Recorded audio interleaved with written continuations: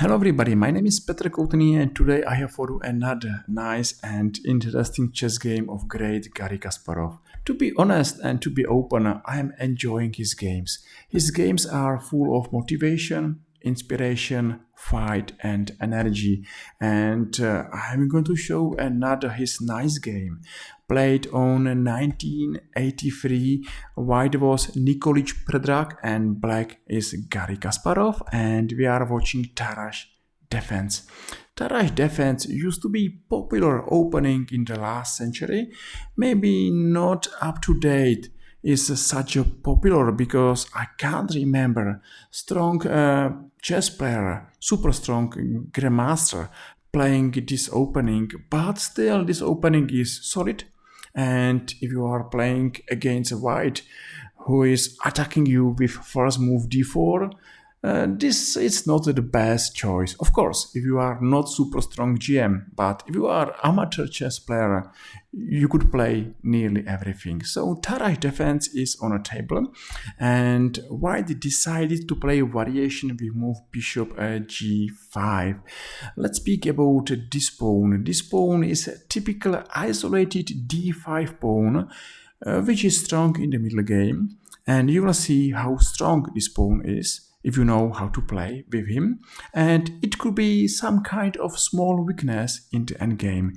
But let's watch this game and let's enjoy another Kasparov victory, and he is going for this victory maybe because of this pawn, who will be one of the biggest reason why white will lose this game. So d4 happened, of course, why not? We are still in the theory. Knight e4 and knight on f6 is under heavy attack. Of course, c5 bishop has same problems, so bishop e7 makes sense, and still this is a main theory move. After this exchange, white gave black two bishops advantage, but maybe not forever, because nearly every time white has chance to exchange knight for a bishop on f6.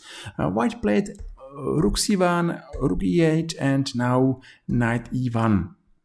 Of course, makes sense to block this pawn. Another interesting variation here, it was to exchange this bishop.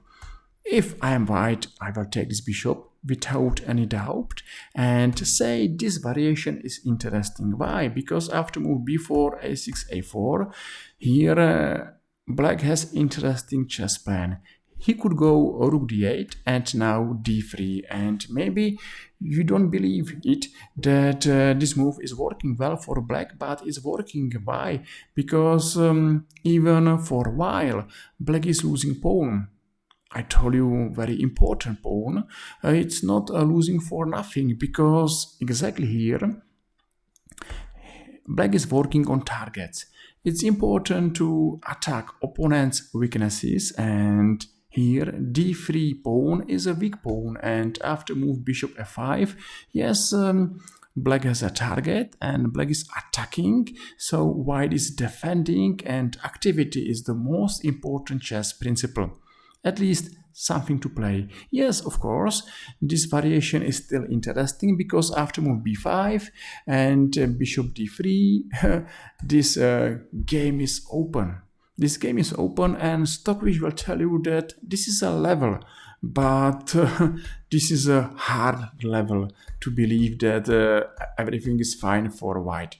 Of course, maybe it is. Stockfish is a super strong engine, but that's not important. What's important that we saw bishop e7, and we saw how white exchange his dark squares bishop, and after this move he played knight e1. Now Garry Kasparov decided to save his bishop. Okay, why not? Two bishops advantage is a nice advantage, and he played now bishop f8, giving d2 a5. Maybe plan is to go knight b4 and knight d5. Why not, to improve our bishop or knight? This is a knight, of course. Rook d1 and bishop g4. So knight c5, And if now we are speaking about our land and white's land, we have to find where is a border. And the border is a fifth or fourth rank. So every opponent's piece going to our land, it's our enemy. And it's a big, big danger to leave opponent pieces inside of our land. So now Garry Kasparov decided to exchange this danger knight, and I think that it's a nice plan. It's a nice plan to remember that every opponent piece jumping to our land, it's an enemy, and we don't like enemies.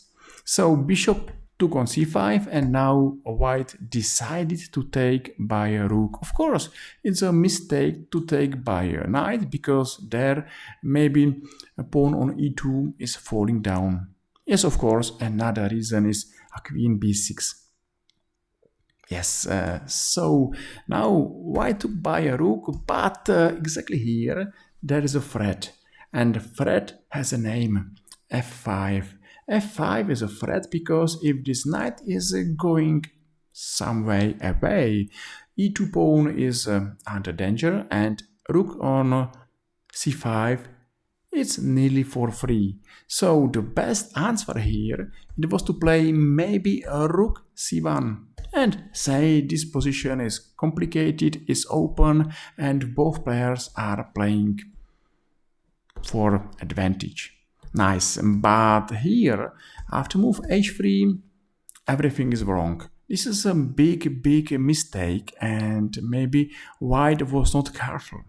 What Garry Kasparov will play now. He is going to take on e2, and since now white is lost, and he has no chance, no way how to save his game. Black is Garry Kasparov, one of the strongest chess players, and white is without any chance. So, okay, why is a mistake to take this piece? That's the first important answer. Because black will take rook on c5. Of course, white will take this knight and this queen, and I think that this position is a simple winning position for black. That's the reason why white is facing big difficulties, and he played rook e1, but d4 pawn is unblocked, and this is a big problem because d3, it's a nice move, and now let's see how this isolated pawn is super strong if has chance to go forward. d3 is a great move, and this pawn is only 2 squares away of important d1 square. So black is nearly, say, 2 moves away of his victory. Of course, it's much more, but at least we know that this pawn is terribly strong, and white is nearly losing. So white played queen c3, rook d8, and now knight d4. Looks like white is winning pawn, but here white played a big, big mistake. You know, just imagine that this knight is going to block this pawn. Yes, if this knight is under attack, say one day maybe queen g5, there is nobody to save this knight, and if nobody will save this knight, d3 pawn is going to d2, and then nobody will stop him to go to d1. So that's exactly happened, because now black played move b6, and that's a bad position for white, because after queen a6, that's exactly happened. Who will save knight on d2? And nobody. And if this knight is going somewhere, I don't know where, then d2 and d1, that's a winning threat. That's the power of isolated pawn in the middle game. This is a huge and dangerous weapon. So now white decided to offer exchange, and yes, maybe much more stronger it was to take this exchange immediately by a bishop and say this variation is a winning variation at the end. because we will be maybe in the same endgame where black will not give any chance to white. But why to speak about this position? Because we are going there anyway. So what's happened? Queen g5 and queen g6. Okay, that's a funny position because that is not only not everything about this exchange, but maybe at the end it's waiting for black, maybe another sugar. So rook f1 and exchange, and after this exchange, maybe you think that white's got chances to survive, but no, and this is a typical endgame with exchange up, and maybe it's good to understand that here black is winning, and it's nice to follow this game and to see how black is winning, because if we have chance to play this position, we have to be sure that we know how to win this position. So b5 and rook a2. Black is looking forward to see a game, maybe rook against a bishop or rook against one minor piece. And then if this happened, it's good for black to play only on one side of chessboard. At the end, every time black should exchange his last piece for white's last piece and to enter winning pawn endgame. That's the main plan, to enter winning pawn endgame. So it's important to play slowly, don't hurry, don't give your opponent any chance, and just improve your position to maximum. Okay, this exchange is going to help black, and now we are playing position rook against the bishop. Now black has to improve his position to maximum, so it's important to improve his king and pawns, and hopefully at the end to find a position where our plan, where we are going to exchange rook for bishop, is a winning plan. So okay, too many moves are going to be played, but we understand what's going on. Black is improving his position, is looking forward to find the best squares, and he is not hurry. So black is playing too many moves, and that's the best plan. Every move is giving you bigger chance to win the game, because only white has to be careful, and there is no room for one more white mistakes. So Garry Kasparov, it's not hurry and is playing lots of moves. And okay, he's now here, and because of nice placed black's king and rook, and I think that nearly everything what is black is active, black is winning. It's nice to see here pawns on dark squares, and these dark squares are smiling to white's light squares. Bishop e2, and without any difficulties here, Garry is winning. So I think what was more important here, it was the advice, don't hurry. Play.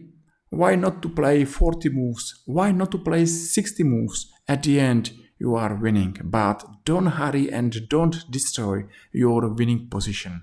And at the end of this video, because here white resigned it, I like to thank you for your time, attention, maybe likes and follows, and I hope that I will see you soon in our another YouTube chess video. It was a great game of Garry Kasparov, and I'm enjoying his games. So hopefully I'm going to see you soon, say tomorrow, in our another YouTube chess video, and I wish you success in your chess. I wish you chess improvements, and I hope that this video should give you inspiration or motivation how to be better chess player. Okay, that's all. Thank you for everything, and see you soon. Bye bye.